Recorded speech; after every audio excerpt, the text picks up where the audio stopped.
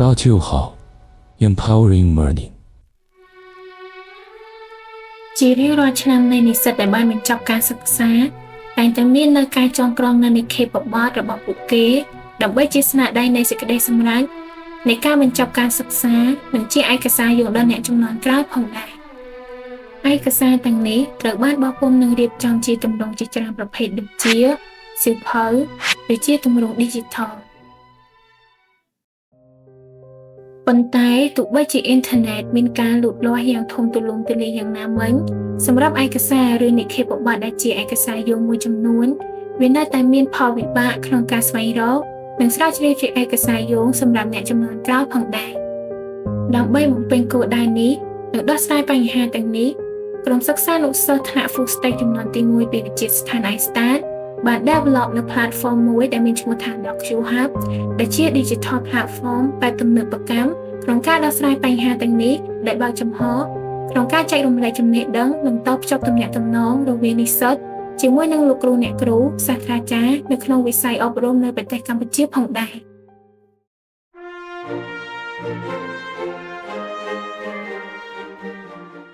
សូមស្វាគមន៍មកកាន់ DocuHub ដើម្បីជាជំនួយដល់អ្នកប្រើប្រាស់ក្នុងការចូលប្រើប្រាស់វេទិកាមួយនេះអ្នកប្រើប្រាស់ត្រូវធ្វើការចុះឈ្មោះឬ login ចូលគណនីជាមុនសិន DocuHub ឲ្យសិស្សនិស្សិតធ្វើការស្វែងរកនូវធនធានសិក្សាឬការណែនាំបានដោយធ្វើការបង្ហោះឯកសារស្រាវជ្រាវរបស់ខ្លួនចូលទៅក្នុងវេទិកានិងអាចស្វែងរកឯកសារនៅតាមបណ្ដាញបង្ហោះរបស់សាស្ត្រាចារ្យដូចគ្នា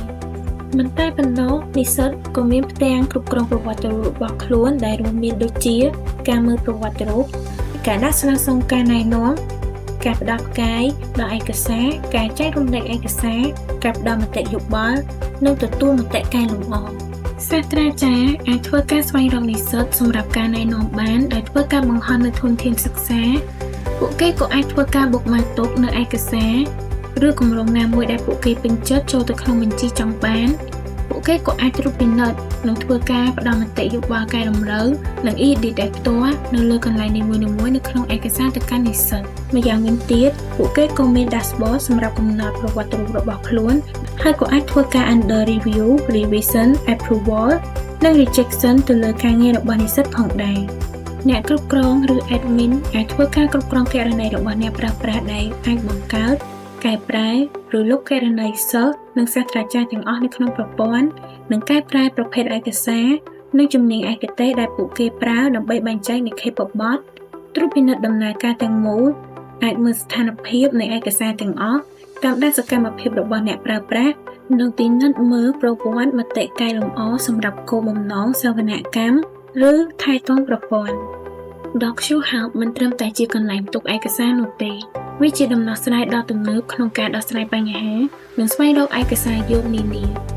តាមរយៈ DocuHub សាស្ត្រាចារ្យអាចត្រួតពិនិត្យផ្ដល់មតិកែលម្អផ្ទាល់និងកែសម្រួលឯកសាររបស់សិស្សបានយ៉ាងលឿនរហ័ស